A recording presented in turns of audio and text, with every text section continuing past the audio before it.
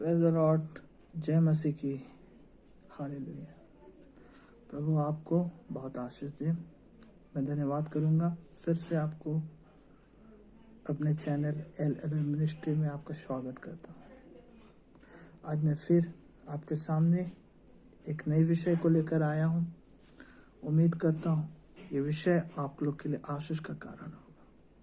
तो आइए इस बाइबल स्टडी में जाने से पहले हम एक प्रार्थना करें ताकि परमेश्वर हमारे द्वारा किए गए कार्यों को आशीष दे और हमारे बीच का जो बाउंडेशन है, बॉन्डिंग को परमेश्वर मजबूत करें। तो इसके लिए आइए प्रार्थना करें। प्यारे पिता परमेश्वर, हम आपको धन्यवाद करते हैं। सारी आदर महिमा प्रशंसा प्रभु हम आपको देते हैं। इस समय हम प्रार्थना करते हैं प्रभु हमारे द्वारा किए गए कार्यों के लिए। इस समय मैं कुछ वचन को अपने श्रोताओं के लिए बांटना चाहता हूँ, अपने व्यूअर्स के लिए चाहता हूँ। प्रभु वो आशीष आप इनको दीजिए, मुझे दीजिए। इस समय हम लोग घटे, आप बढ़ जाए।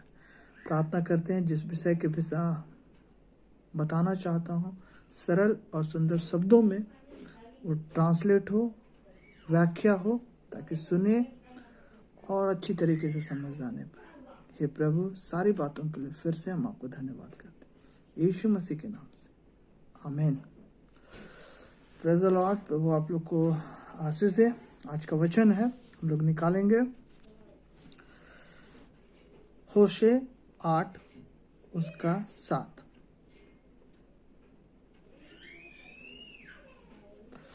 उसमें ऐसा लिखा है, वे वायु बोते हैं और वे बवंडर लवेंगे। उनके लिए कुछ खेत रहेगा नहीं, ना उनकी उपज से कुछ आटा होगा, और यदि हो भी तो परदेशी उसको खा डालेंगे। मेरे प्रियो, होशे भविष्यवक्ता के द्वारा ये लिखा गया वचन है और मैंने उसके एक पॉइंट को लिया। वो पूरे व्याख्या करता है उस देश के लिए, उन लोगों के लिए जो नाश हो रहे हैं। आज इसी वचन को हम अपने जीवन पर रिलेट करेंगे, क्योंकि ये वचन आज के हमारे जीवन के संदर्भ में लिखा गया। तो चलिए फिर से इस पर हम लोग स्मरण करने से पहले फिर से एक बार इसको गहराई से सोचिए। वे वायु बोते हैं। कौन वायु बोते हैं? वे बवंडर लवेंगे। किसके लिए ये बवंडर लवेंगे? कुछ खेत नहीं रहेगा, अगर है भी तो उसको परदेशी खा रहा है। मेरे प्रियो, ये जो वचन दिया गया है, इसे देखकर लगता है कि यह उन लोगों के लिए कहा गया है जिसके काम पर कोई आशीष नहीं है। हाँ मेरे प्रियो, ये वचन ऐसा बता रहा है कि आप सपोज दैट मैं अपने हाथों से अनाज के बीज को जमीन पे गाड़ा। उसके लिए मैंने प्रॉपर जमीन को तैयार किया, उसे उपजाऊ बनाया, खाद डाले, और जब उसे मैंने डाला तो वो रिजल्ट में नहीं आया, या यूं कहें वो फल नहीं लाया, ना ही उपजा। तो ये क्या कारण है कि मैंने सब कुछ किया और वो फल नहीं लाया, या यूं कहें कि उसने अपना काम नहीं किया? तो सीधा सा उत्तर है कि मेरे हाथ में परमेश्वर की वो आशीष नहीं है जिस आशीष के विषय में वो अपने लोगों के बारे में कहता है कि वे वायु बोएंगे। यानी कि मतलब है, मैं कुछ भी करूं उसका कुछ भी रिजल्ट नहीं होगा। चाहे मैं कोई भी काम करूं उसका रिजल्ट नहीं होगा। तो आइए इस बात को समझने के लिए पहले हम लोग सोचें, क्या मैं श्रापित हूं या मेरा जीवन श्रापित है? हाँ मेरे प्रिय, हम लोग बाइबल में पाते हैं कि हम लोग 3 तरह के श्राप से पीड़ित हैं। पहला गरीबी के श्राप से, दूसरा आत्मिक मृत्यु के श्राप से, तीसरा बीमारी के श्राप से। और यीशु मसीह इन्हीं चीजों को दूर करने आया। मैं स्टेप बाय स्टेप आपके सामने पेश करूंगा, परंतु इस समय हम लोग ध्यान देंगे गरीबी के श्राप से, क्योंकि जो ये वचन बताया है वो गरीबी के श्राप से ग्रसित लोगों के बारे में बताया। मेरे प्रियो, बहुत बार हम इस संसार में रहते हुए लोगों को देखेंगे कि वे काम करते हैं, परंतु उसका उचित मूल्य या उचित प्रतिफल उन्हें नहीं मिलता। या यूं कहें, मैं कमा बहुत रहा हूं, परंतु मेरे हाथ में 0 है। और वहीं कोई एक परमेश्वर का दास जो बहुत कम कमा रहा, परंतु उनके हाथों में बहुत आशीष है। साफ पता है कि वो हाथ परमेश्वर के दिए गए आशीष के हैं, और ये हाथ उस श्राप से ग्रसित है जिसे परमेश्वर ने दिया। हम कमा बहुत रहे हैं, हम बहुत काम कर रहे हैं, लेकिन हमें उसका कोई रिजल्ट नहीं आ रहा। तो चलिए आज हम लोग इसी को एनालाइज करते हैं एक एक करके। वचन बोलता है कि वे वायु बोएंगे, यानी कि वे श्रापित लोग जो भी काम करेंगे, चाहे आप नौकरी कर रहे हो, चाहे आप बिजनेस कर रहे हो, चाहे आप और भी कुछ एक्टिविटीज कर रहे हो, परंतु परमेश्वर बोलता उसका फल आपको 0 मिलेगा। यदि कुछ बचा भी होगा तो बोलता है उसको परदेसी खा डालेंगे। मेरे प्रिय, अब आइए परदेसी पर।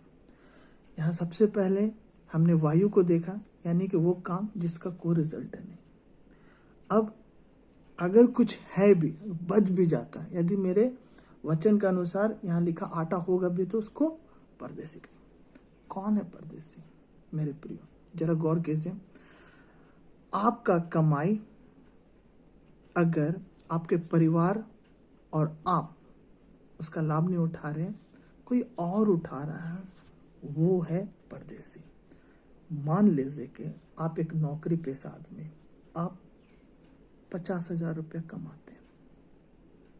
परमेश्वर ने कहा वे काम करेंगे, लेकिन उनका फल उसको कुछ भी नहीं मिलेगा। पैसे मिले आपको 50,000, देखने से एक बहुत बड़ा रकम लगता है, परंतु क्या हो जाता है, वो पैसा आपके हाथ से खत्म हो जाता है।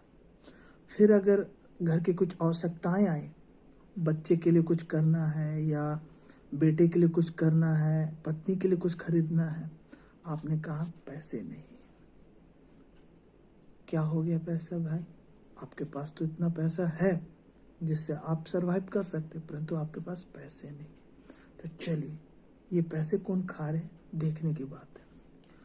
परदेसी, मैंने कुछ पॉइंट्स लिखा है। परदेसी कौन कौन है आपके पैसे खाने वाले? Advocate, creditors, doctors, thief. Hindi में कहूं तो यदि आपने लोन लिया है तो लोन में पैसा जा रहा है, यानी क्रेडिटर आपके पैसे ले रहे हैं। दूसरा, आपके पैसे चोरी हो जा रहे हैं, या यूं कहें धोखा से निकल जा रहे हैं। अगर किसी तरह का विवाद आपके साथ जुड़ा हुआ है तो वकील आपके पैसे खा रहे हैं। और आज के टाइम में सबसे बड़ा डाकू एक डॉक्टर है।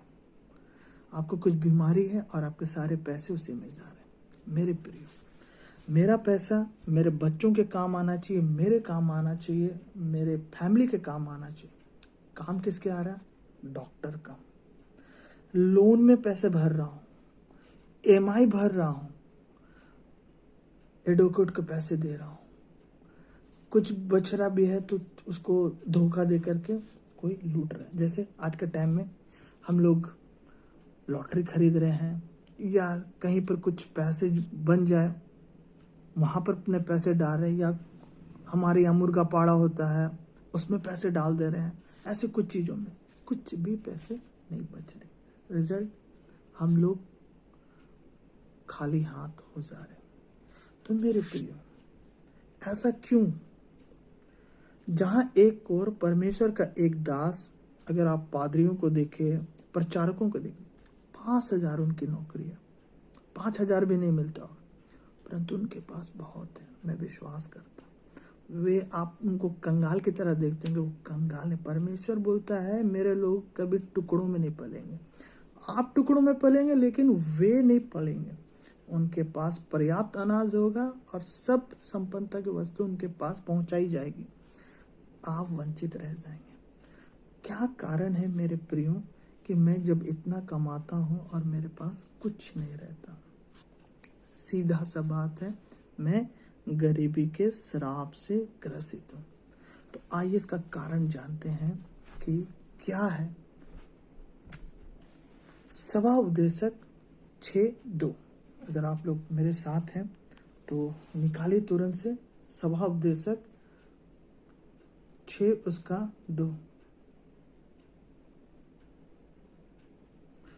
ऐसा लिखा हुआ है, किसी मनुष्य को परमेश्वर धन संपत्ति और प्रतिष्ठा यहाँ तक देता है कि जो कुछ उसका मन चाहता है उसे उसकी कुछ भी घटी नहीं होती, तो भी परमेश्वर उसको उसमें से खाने नहीं देता।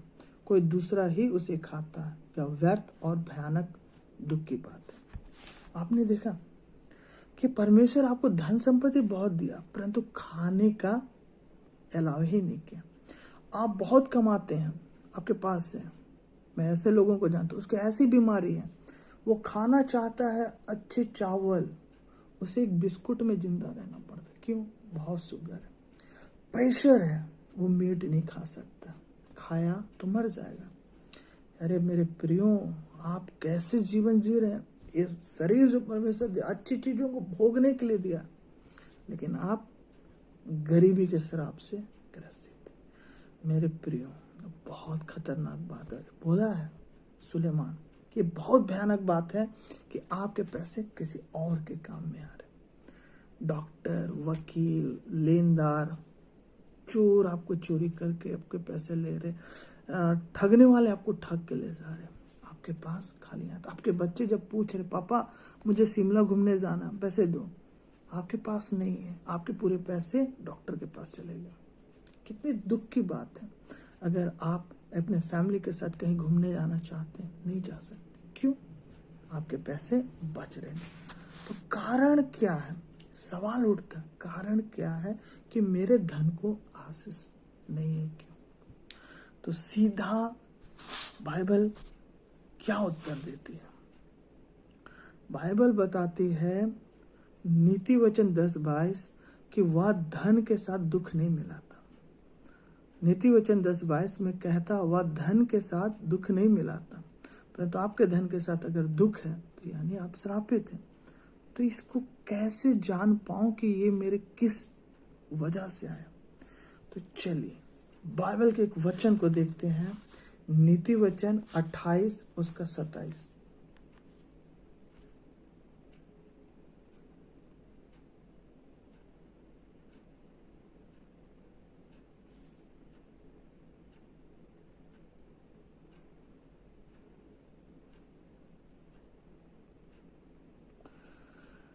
नीति वचन 28:27 यह लिखा हुआ है, जो निर्धन को दान देता है उसे घटी नहीं होती, परंतु जो उससे दृष्टि फेर लेता वह साप पर साप पाता। प्रियो, देख लेना आप, वचन कहता है जो निर्धन को दान नहीं देता। मेरा दान देने की आदत नहीं है, तो मैं आपको बोल रहा हूँ, आप एक दिन इसी घटी को महसूस करेंगे जो वो व्यक्ति महसूस कर। आपने उसकी ओर से नजर फेर दी, क्यों? क्योंकि उसकी घटी में आपने नजर फेर ली। परमेश्वर आपसे भी नजर फेर लेगा, और यही साफ आता। परमेश्वर जहां आपसे फेर लिए, आपके पैसे के कोई मूल्य नहीं। यदि आप दान देना नहीं जानते तो दान दीजिए। किसी भूखे को अगर आपने देखा है तो भोजन कराए, किसी नंगे को देखा है तो उसे कपड़े पहनाए। किसी के जरूरत में काम आते हैं तो आइए। परमेश्वर क्या बोलता है, जो दान देता है उसके पैसे की घटी नहीं होती।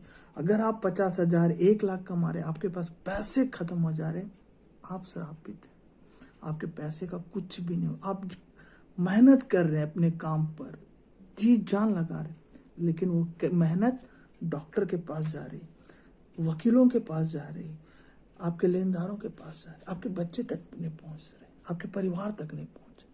तो दान देना सीखिए। दूसरा,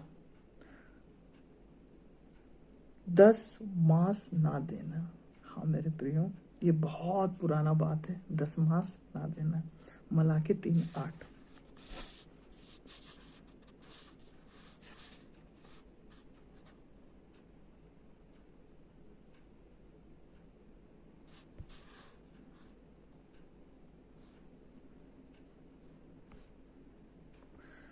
मलाकी 3:8। क्या मनुष्य परमेश्वर को धोखा दे सकता है? देखो, तुम मुझको धोखा देते हो और तो भी पूछते हो कि हमने किस बात में तुझे लूटा, 10 मांस और उठाने की भेंटों में। परमेश्वर बोलता है, और 10 मांस और उठाने की भेंटों में। मतलब परमेश्वर ने आपको जो दिया, आपको एक अच्छी नौकरी दी, परमेश्वर को आपने क्या दिया? ठेंगा, कुछ भी नहीं दिया। चर्च में दान के नाम पर 10 रुपये, 50 रुपये, 100 रुपये देना, क्या आपकी कमाई का वो 10वां हिस्सा है? नहीं। क्या आपने 10वां हिस्सा रख करके किसी के काम में लाए हैं? नहीं, नहीं दिए। परमेश्वर बोलता है तुम मुझको धोखा नहीं दे सकते हो। क्या होता है, आप ऐसा नहीं देने के कारण आपके पास पैसे नहीं रहते। ठीक है, तो ये 2 कारण है मेरे प्रिय, दान ना देना और 10 मांस ना देना। दान आप मनुष्य के लिए दे रहे हैं, 10 मांस आप परमेश्वर के लिए दे रहे हैं। तो मेरे प्रियो, ये दोनों से अगर आप पैसे छुपा रहे हैं ना, आपके पास पैसे होते हुए आप किसी की मदद पे नहीं कर रहे हैं, तो आपकी भी मदद कभी नहीं हो पाएगी। मेरे प्रियो, ये 2 बहुत मोस्ट कारण है। परमेश्वर का वचन कहता है, मलाकी में आप कहा 10 में आप बढ़िएगा, 10 मांस मेरे भंडार में लाओ, देखो मैं ऊपर से आकाश के झरोखे तेरे ऊपर खोल दूंगा। परंतु आप खोलने ही नहीं देते। क्यों? क्योंकि 10 मांस आप देने नहीं सीखे। अगर आप सोचिए 1 लाख आप कमा रहे हैं, 50,000 कमा रहे हैं, 5,000 आप निकाल के रख दीजिए, आपको कितना हाई लगेगा। अरे बाप रे, इतना बड़ा पैसा, परमेश्वर को क्या जरूरत है? परमेश्वर को जरूरत है। कितने उसके सेवक ऐसे घूमते रहते हैं। आप वो पैसा अगर दान में देते हैं तो कितने प्रचारकों को पेट भरता है। मेरे प्रियो, ये आप नहीं समझते। जब आप कभी किसी भूखे को खिलाते हैं तो आप परमेश्वर ये बात देखता है, वो बोलता है तुम उसको दिया, तेरा पेट कभी नहीं खाली होगा, तेरे हाथ कभी नहीं खत्म होंगे, तेरा हाथ इसी रीति से दिया जाए। तो मेरे प्रियो, आपको इस छोटी सी बातों को बताना चाहता हूँ, क्योंकि मैं अगले एपिसोड में गरीबी के श्राप से मैंने आज परिचित कराया। आगे मैं बीमारी के श्राप और आत्मिक मृत्यु के श्राप के बारे में बताऊंगा। तो मेरे प्रियो, आपको वीडियो अच्छा लगा तो इसे प्लीज़ सब्सक्राइब कीजिए और शेयर कीजिए। प्रभु आपको आशीष दे। आइए प्रार्थना करें।